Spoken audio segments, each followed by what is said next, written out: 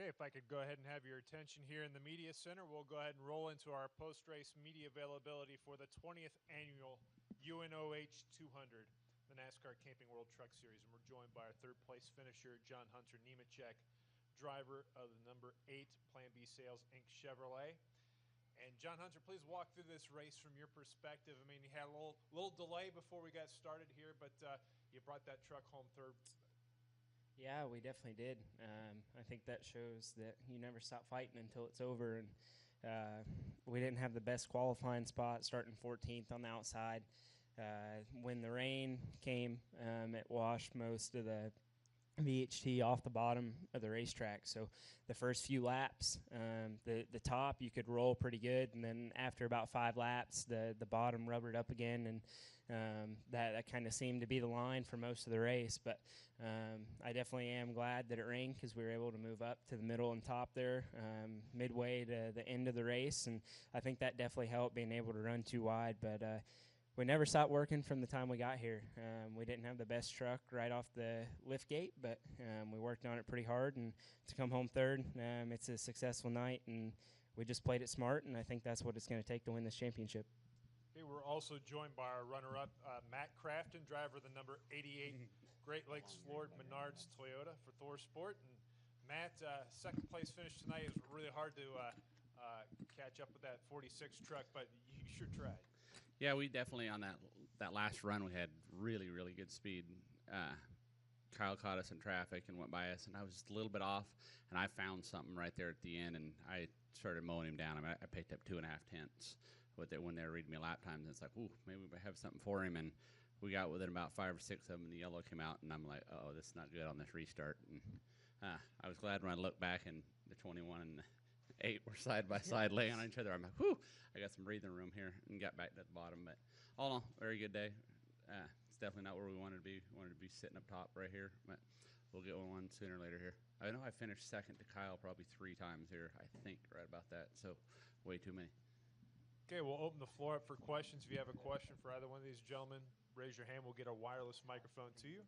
We'll start here with Caleb and go to Bob. Caleb Whistler, kickingthetires.net and speedwaydigest.com.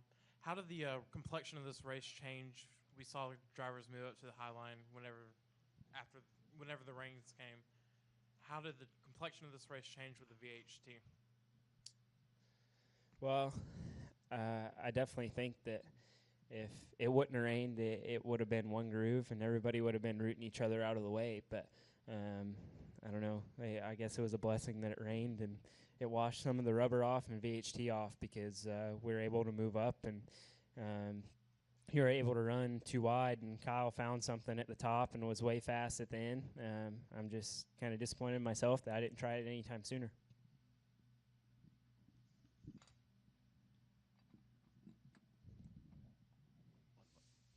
Bob Parker, ESPN. I guess for Matt, can you kind of talk about that as well? I mean, was there any extra grip on the bottom groove throughout the night? And then did you expect Kyle to be able to drive through the field like he did after getting the penalty? I knew he was going to drive through him, but I didn't know how quick he was going to get through him. And I'm out there leading. I was just pacing myself. I need to have some tires left here at the end. Don't do anything stupid and burn your stuff up. And they're like, 46 is third. And I'm like, oh, damn, I better go. And so we took off that point, and then we got in lap traffic, and he really caught us.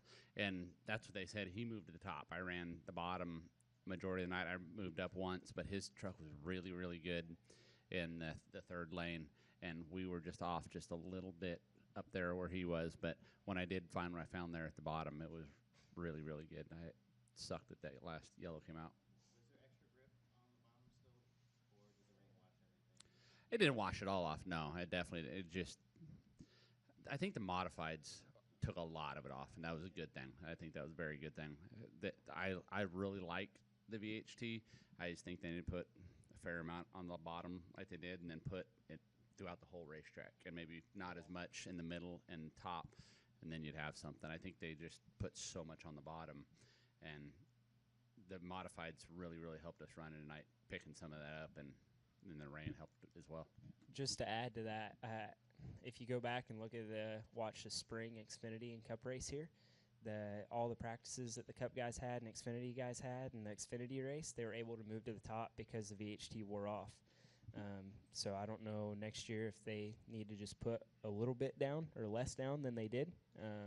But it's definitely a cool traction compound. I mean, instead of soaking tires, you're pretty much soaking the corners and you're gaining a lot of grip. Yeah, I think it would be huge for a lot of the racetracks, to be totally honest. A lot of these racetracks need to look into it. Matt Weaver, AutoWeek.com. For Matt, somewhat off topic, I know you've got strong feelings on the spec motor. You've been very clear about that on social media. When NASCAR had its recent meeting with the Truck Series teams, do you feel like you and your team had your voices heard in that dialogue? I think they just kind of told us the direction, what we were possibly going to go with it. I mean, at the end of the day, it's the sport was built on manufacturers, and so that's the end of the day. I don't really want to piss the manufacturers off and them say, we don't really need to do it with brand X motor in there. I mean, that's what I'm worried about. At the end of the day, that the sport was built on, all the manufacturers, and that's why we are where we are. Any additional questions? Kenny? Kenny Bruce with NASCAR.com. Matt, normally a late restart like that, guys want something like that because you got another shot at him. And knowing how hard he probably drove up through the field to use his truck up to get past you, why did you not feel like you had a shot at that point? I mean, even though you said you'd found something. There was still, I think the bottom was still dominant, or the VHT, where he took off, where he could take off, and I knew he was going to be able to launch hard right there in the VHT, and I couldn't get any of my tires into it, and I was spinning the tires a little bit too much. Jacob? Jacob Seelman, Performance Motorsports Network. For John Hunter, after the bad luck and the tough run that you guys had last time out, to come back, rebound, have a third-place finish, especially getting so close to the playoffs and knowing what your team's fought through, how big a night is this from not just a momentum standpoint, but for you guys as a team to really build a title run here? Definitely feels good, not only for myself, but our whole team. Last week was pretty disappointing, wrecking out at lap 4. It kind of had the mood at the shop kind of down this past week, and it seems like that's kind of what our season's been. It's either been really good or really bad. So to come back and finish third, it definitely feels good for our whole team, but we just have to keep building trucks that are fast and keep running like we are. We bring a fast race truck to the racetrack each and every week. We just have to be smart. I have to be smarter on the racetrack. We got to be smarter making adjustments throughout the races, and just make sure that we're there at the end, because if you're not there at the end, you aren't going to finish well. Any additional questions here in the media center? Any questions upstairs in the press box? No questions in the press box. Gentlemen, thanks for putting on a great show tonight. Good luck. Thank you.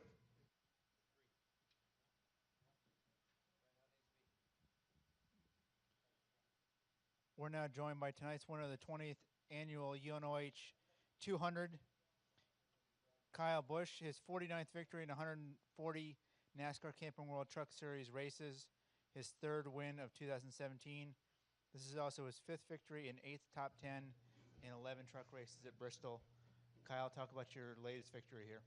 Truck, yeah, it was good. Certainly was, I guess, one for our memory bank anyways. But, it was nice to score a victory and not tear our stuff up after winning in the last 2 races in the first 2 stages, and then screwing up in the final stage, not being able to get to victory lane with the 51 bunch. So that's been frustrating, and thought we did the same thing here tonight. But, fortunately we were able to stay out of any sort of trouble there in the third stage in the final laps, and get ourselves a victory like we thought we could, and we had a truck fast enough to do it. And driving through the field there was pretty fun, but also pretty challenging in the same respect. I thought once I got close there, I started to slow down a little bit, and wasn't sure if I had enough tire to get by those guys, and then traffic kind of helped me out. So from there it was just about biding your time and seeing what was going to happen to the end. And obviously we got that lucky caution there at the end in order to have to do it all over again on a restart, but it all worked, so we'll take it. We're also joined by the crew chief of the number 46 Banfield Pet Hospital Toyota, Cody Glick. Cody, sounded like Kyle was pretty happy with the setup as you guys came in here. Can you talk about the truck that you provide tonight? Yeah, right off the truck it was pretty good. We made a lot of small changes through practice, and just found a little bit more speed, but all in all it was pretty good right off the truck. Was pleased. Open to questions for Kyle and Cody. Bob in the front, and then we'll go to Kenny. Bob Parker, ESPN. Kyle, was there much impact from the VHT or PJ1 that they had put down? And did you think you'd be able to drive through the field after the penalty, considering many people thought it was going to be a one-groove racetrack tonight? Yeah, once I got back there, nobody had run that high yet. Nobody had run in the grind in order to try to make up any time. So I knew it was going to take me a few laps to kind of break it in or wear it in, if you will. And it seemed like it took about 10, 12 laps for it to get going. But once the top kind of got rolling there a little bit, somebody else must have been up there helping me groom it in a little bit, because I saw other tire tracks besides mine. So the outside kind of came in, and it just lended me another groove to race in, other than having to run in the bottom where everybody else was. So I was able to pick off spots, and it seemed like the two grooves were pretty even when you were in clean air. But anytime you were in dirty air and you were following somebody, you just had to kind of go wherever the heck they weren't. So that was what it all boiled down to at the end. And when I saw that window open with those guys with that lap truck, and they opened up the bottom, I just took it and tried to get through there when I got by the 21. And then was able to get the 88 when he got back to the bottom, and I was able to roll the top. It seemed like him rolling the bottom was just a tick slower, but overall I think our truck was a little better all night long, and so comparison to bottom groove to top groove, I felt like the lap times were really similar. The grip was definitely there earlier in the race, but it wasn't very good there at the end. I take that back. I mean, the last restart of the race, we ran the bottom, and it was fast, But I think the thing about it is just when you get in traffic and you run 30 straight laps and you have tire heat and air pressure builds, you have to move around. It just kind of depends on what's going on in front of you or around you. Kenny Bruce, NASCAR.com. Kyle, do you drive any differently, any harder when you seem to be angry with the call? Yeah, I guess I was tonight. Certainly I knew that they weren't picking on me, but it was right there, right on the limit, and was frustrating for sure. And we were able to overcome it. But it seems like sometimes, when you hear about all the other things that kind of go on through the tech line and everything else, it gets a little aggravating sometimes when you feel like you're picked on. Matt Weaver, AutoWeek.com. The first question I have too is for Cody. Your first ever NASCAR National Touring victory. How cool is that? It's pretty special, honestly. It's my fourth year at KBM, and they gave me the opportunity this year to do the Super Late Model program and do four truck races. So it's pretty special. Yeah, and how much of that Super Late Model program or people are involved with this one-off effort? My whole team. Mm-hmm. Yeah, all my guys. And for Kyle, when you guys spoke with NASCAR earlier this month about the spec motor and the future direction, and you had your input, what was kind of your standpoint? Because I know that you've had opinions about how you feel like Toyota needs to be represented in some way or form. So what did you tell NASCAR? I wasn't in those meetings, but honestly, Rudy was really the main guy who just came up with a list of questions about how this was going to be policed, how it was going to work, and what all was going to happen. And there's just, literally the sheet I think was 58 questions long. And so he did a really thorough job of trying to figure out every way around it and trying to get some answers. I don't know that our stance is we're going to help whatever we can. Kyle Busch Motorsports' stance is we will help with whatever we can in order to limit costs within the truck series. But we're going to do it through the value and the relationship that we have with our partner of Toyota. So if Toyota's not going to support a spec engine, we're going to run a standard engine until it's mandatory that there's a spec engine, and then we're going to lose our factory support that helps support some of our engine costs and whatnot. So, our cost to race will essentially go up because we'll lose factory support. But overall, it's a business, and we all try to survive and do what we can. And hopefully it'll lend itself to more trucks being in the field. And if not, then it's hashtag epic fail. Any other questions for Cody or Kyle? Gentlemen, thank you. All right, no problem. Thanks.